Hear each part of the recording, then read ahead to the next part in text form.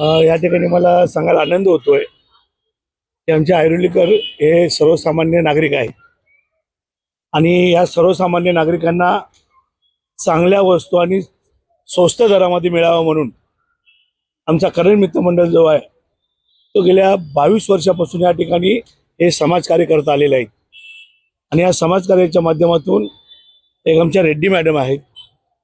त्यांनी गेल्या 6 वर्षापूर्वीपासून आमच्याशी त्यांनी कॉन्टॅक्ट केला गेला.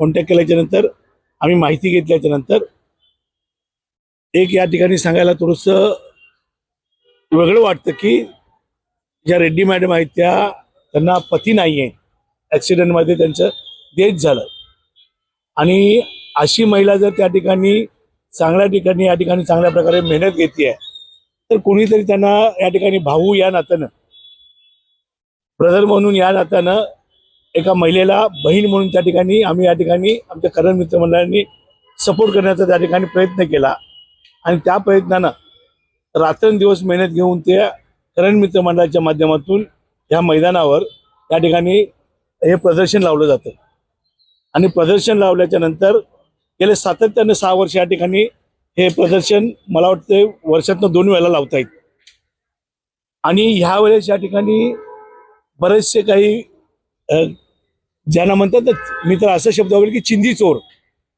अशी लोक काही या ठिकाणी नगरसेवक झाले आणि नगरसेवक झाल्याच्या नंतर ह्या वेळेस हा प्रदर्शन होऊ नये म्हणून खूप काही प्रयत्न केले गेले. मला इथे या ठिकाणी सांगायचे एवढेच आहे की गेल्या 22 वर्षापासून या मैदानावर आम्ही या ठिकाणी नवरात्री करतोय. या ठिकाणी हा मैदान नव्हता. ज्यावेळेस हायकोर्टाची ऑर्डर आली की रस्त्यावर नवरात्र करता येणार नाही त्यावेळेस तत्कालीन रबाले पोलीस स्टेशनचे इन्चार्ज, तत्कालीन ट्रॅफिकचे इन्चार्ज आणि तत्कालीन आरोली विभागाचे वार्ड अधिकारी आमचा याचं नवरात्रीचं मंडप चालू असताना, स्टेज चालू असताना आले की तुम्हाला यावेळेस रस्त्यावर काय काम करता येणार नाही आहे, दांडिया करता येणार, करायचं झालं तर 25% तुम्हाला रोडचा भाग मिळेल.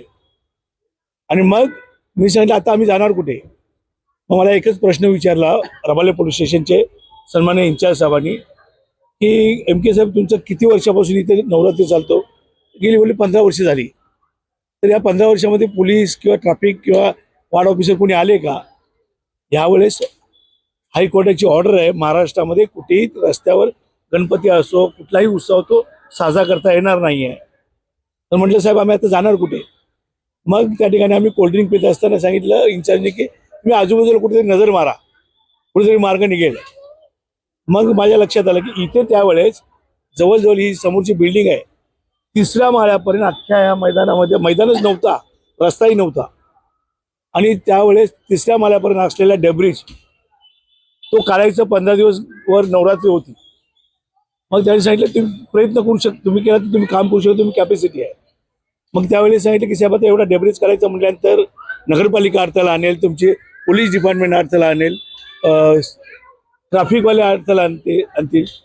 तिन्ही अधिकाऱ्यांनी सांगितलं की आमचे नगरपालिकेचे अधिकारी इथे आम्ही उभे करणार, पोलीस स्टेशनचे कर्मचारी उभे करणार, ट्रॅफिकचे तुम्हाला काही त्रास होणार नाही, तुम्ही कामाला सुरू करा.